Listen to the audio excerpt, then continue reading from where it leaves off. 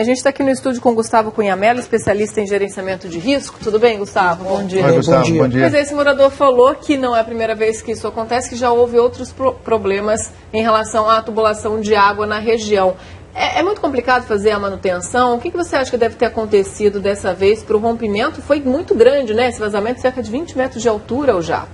Eu já te respondo, Raquel, só queria pontuar isso que é muito importante, que é cultural. Dizer que um acidente de grandes proporções, como me preocupa muito, um diretor da SEDAI dizer que o acidente é pontual, ou seja, todo e qualquer acidente de grandes proporções, ele é pontual. Uma queda de um avião é raro, um incêndio de grandes proporções que morra muita gente é raro, mas nem por isso a gente não possa ter a cultura da prevenção.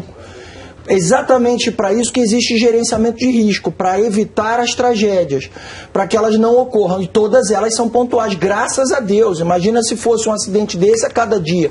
Então, essa cultura de, isso aconteceu, não precisa fazer nada porque não vai acontecer de novo, me gera estranheza. Respondendo a sua pergunta, o que aconteceu? Todo e qualquer acidente acontece por uma série de fatores contribuintes.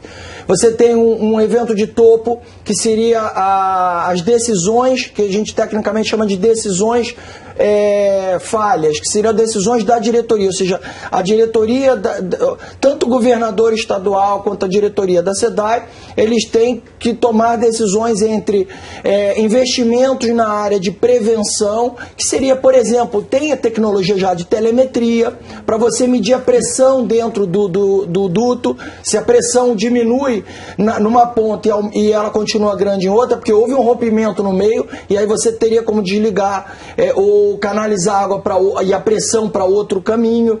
Você tem como fazer investimento em prevenção com robôs. Isso já tem na indústria petrolífera, robôs que andam dentro dos túneis. Essa tecnologia é brasileira, criada na faculdade, na PUC aqui do Rio de Janeiro, na incubadora da PUC. Então tem um robozinho que anda dentro dos dutos, filmando e verificando a corrosão e aonde pode haver uma falha antes dela ocorrer.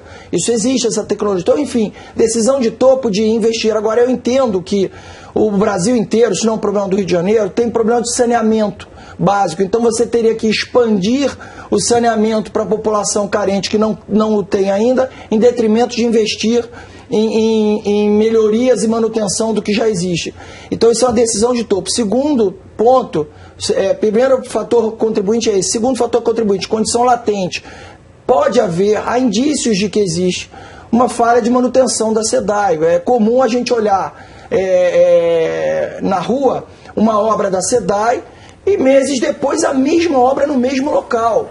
Ou seja, a primeira obra não foi bem feita, por quê? O que faz esse desperdício da gente estar quebrando e consertando o mesmo cano diversas vezes no mesmo ano?